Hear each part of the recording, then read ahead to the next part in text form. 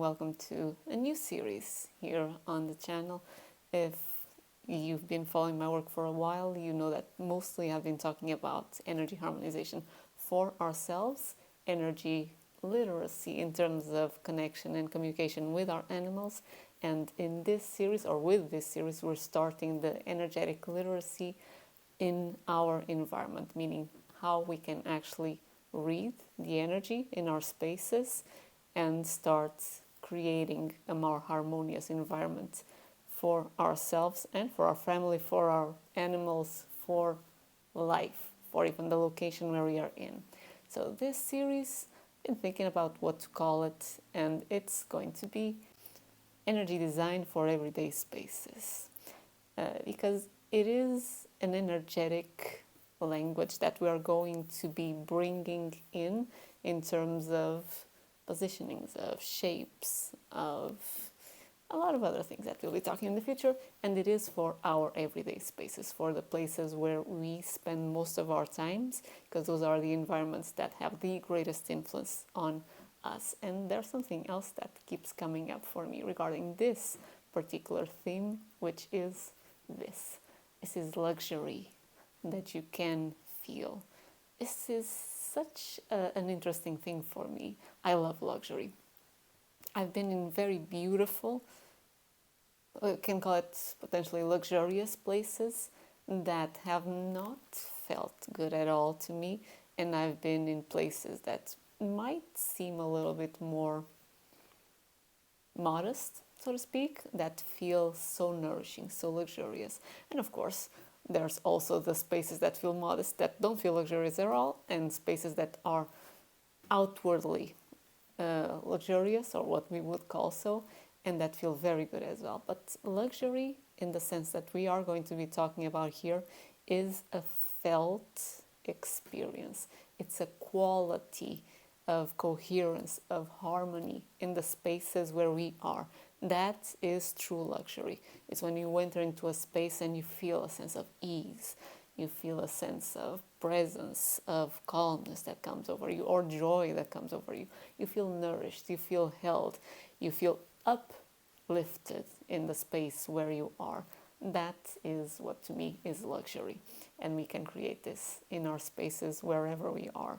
So this series, what this is going to be about.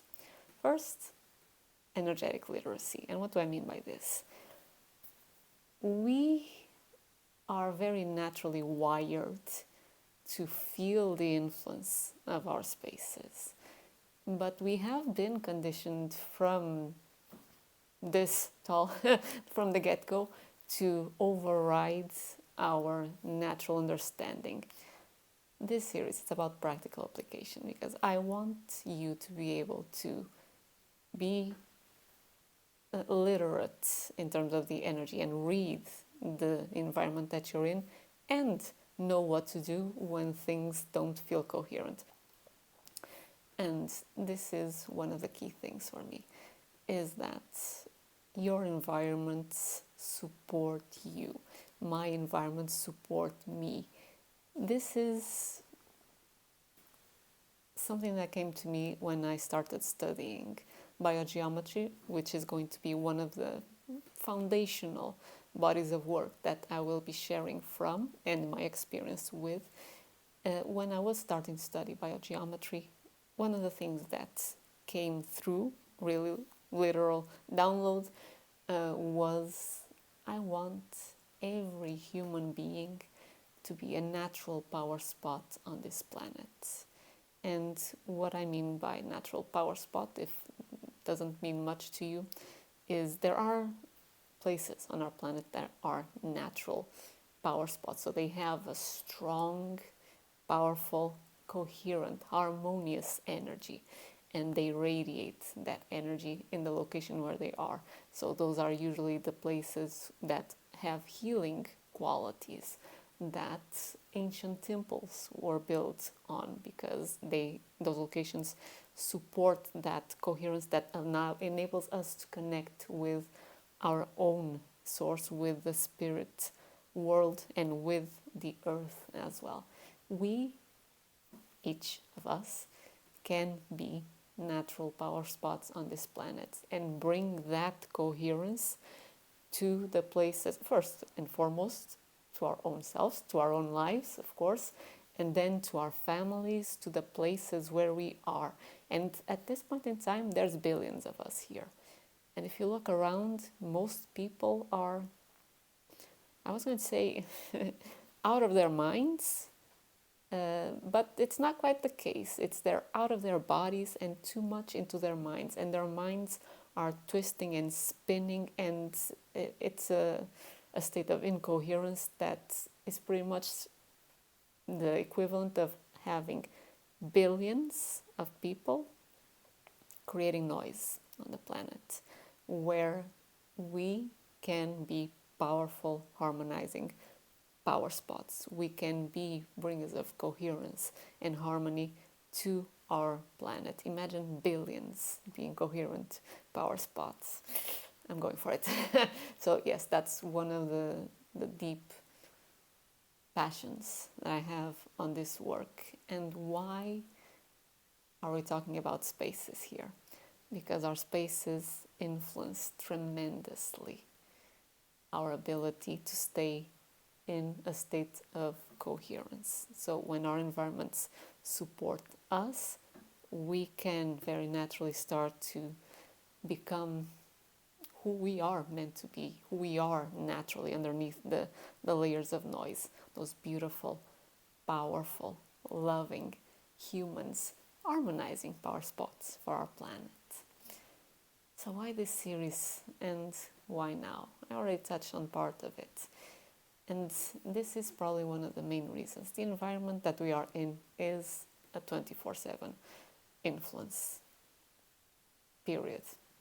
It's almost like having someone always in your ear saying something, saying something, saying something.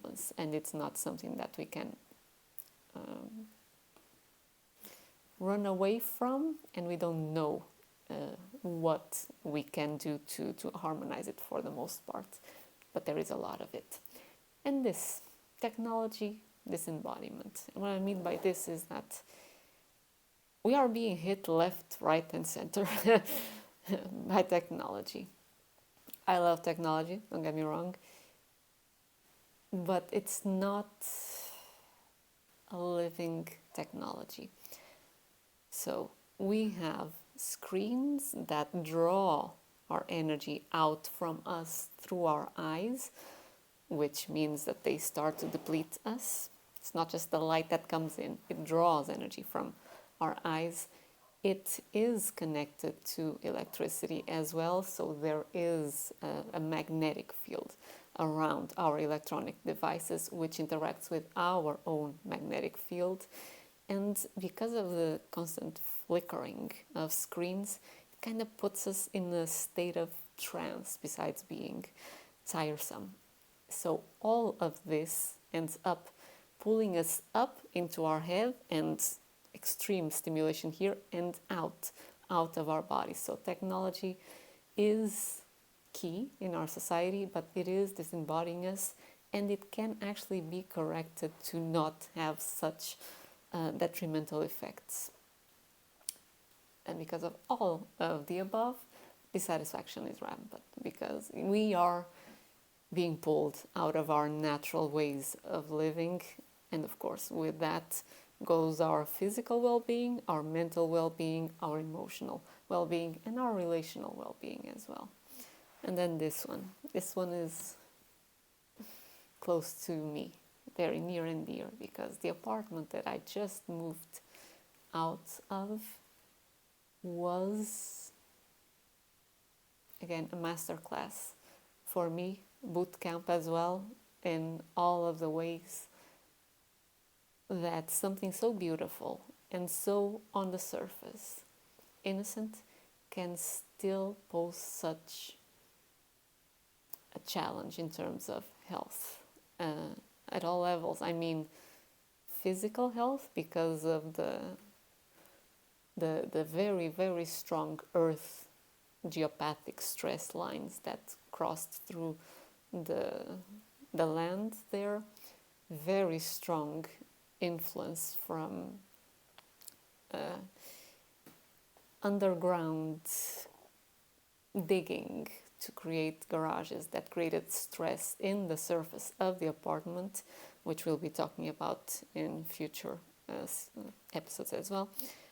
Then we have the lovely road that was constantly bombarding things.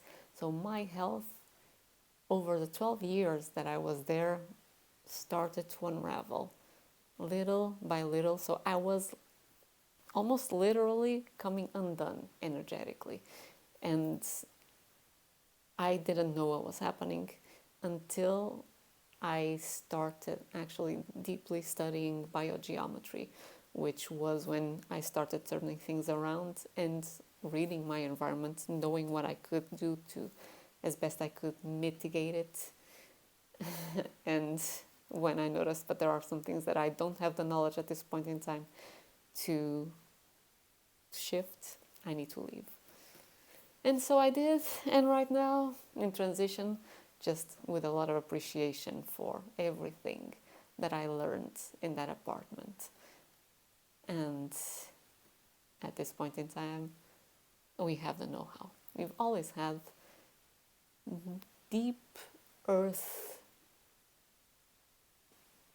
studies, traditions that talked about how we can actually read the land. Feng Shui is one of them, one of the few that made its way to the West. The Indian tradition also made its way, or it's making its way. It's not as familiar for most people as Feng Shui, but even with those, I really couldn't see why I was being challenged so much in the previous place that I lived in. Biogeometry gave me a really clear understanding of it. So, what's coming? We shall be talking about many different things. This is an image from my previous apartment. Beautiful, beautiful place, beautiful image. And you're seeing the sun coming in through the window where I had a balcony. This was a gorgeous place to enjoy the sunset and the golden hour. The entire apartment would turn golden, just a gorgeous thing.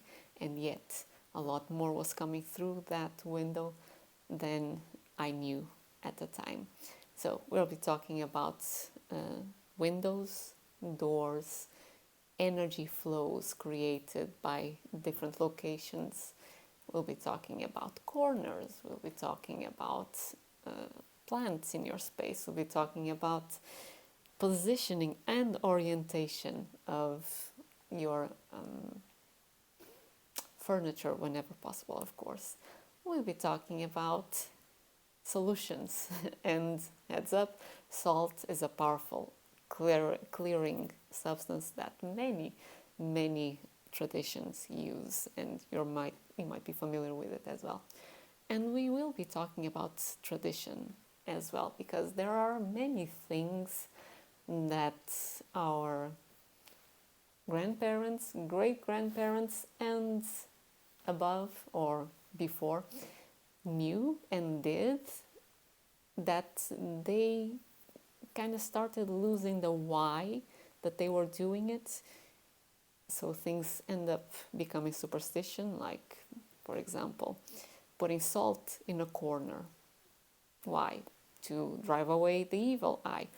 That's what I was told in my Portuguese culture, which is very much a Latin culture. Put a horseshoe over your door. Okay. Why?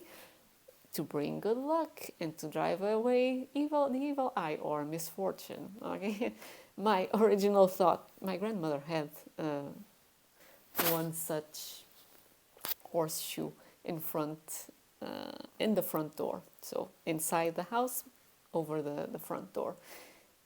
It never made sense to me. I'm like, okay, well, if that falls on someone's head, that's going to be misfortune right there. So it just became superstition. So I was just not interested in doing anything of the sort.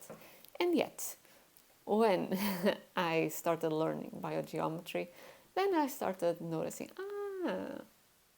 that's why this was done. That's why that was done.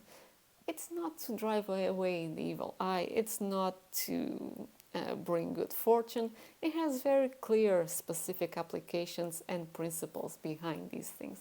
We shall be talking about them. And I shall be asking you as well to share, please, what you remember from your culture, from your ancestry, of these little nicks and knacks that people used to do, but potentially don't remember why exactly at this point. So we can start bringing the principles behind these practices, and that they can be passed forward with a deep understanding. So that's part of what's coming. And what do I want here for you? The way that I designed these videos is they're going to be short, so that you can consume something, get 1 to 2 easy practical things that you can apply in your space and you want, and have quick wins. And they are going to be energy principles based. So I might touch on a few different bodies of work regarding reading energy, and wherever possible and wherever I remember it, I shall mention what I'm saying comes from this body of work. As I shared, for example, some principles might come from Feng Shui. Most of them will be coming from BioGeometry, but I will explicitly say so every time that I share an energy principle. So the why behind what I'm suggesting that you can do to correct or engineer or design your space's energy so that it supports you. Occasionally, we might go into a deeper dive, because there is one word that kept coming up for me, and still does, quite honestly, every time that I dive into biogeometry, and the word is fascinating.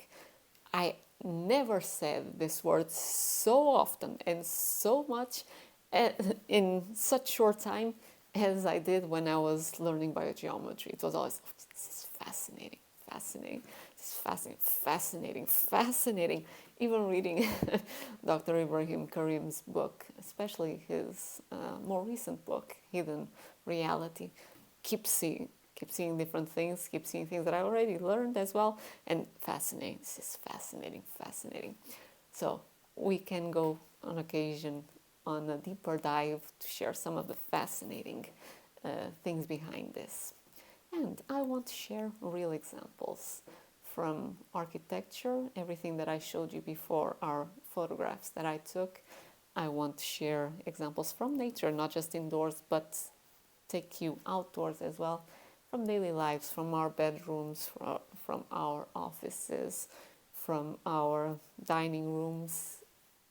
Real examples in real locations, so that we can, again, energy design our space to be coherent and supportive of us. And that's what we'll be sharing in this series, Energy Design for Everyday Spaces. There's something else that I will be sharing with you as well, and I'll start today, which is music. So for the past few months, I've been creating songs with my beautiful AI supporters, ChatGPT and Suno. And these songs are songs that I created for myself, quite honestly, but then I love so much that I wanted to share them.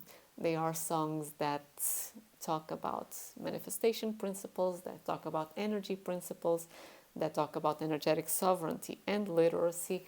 So they are songs that just fit right in with this series as well. I'll start sharing them as outros, and if you want to enjoy them, I'll leave the link for the song that's playing in that particular video to the original song in my other YouTube channel.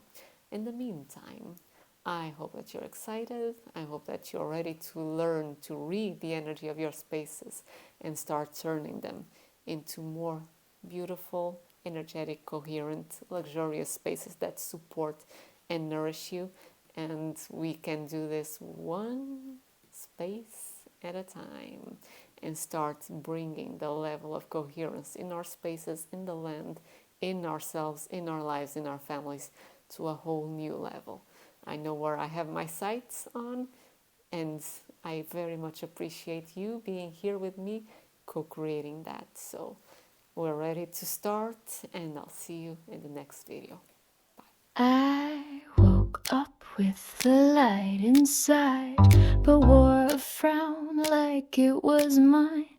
The sky said hey, the field said hi, but my mind was busy chasing why. So I stirred my tea, ignored the glow, let to-do list steal the show. But in the pause between two blinks, I swear I felt my laughter wink. Joy's in the room, she never left. I just forgot to flirt with breath. I drifted off, but not too far. My thoughts had wandered, but joy was the North Star in my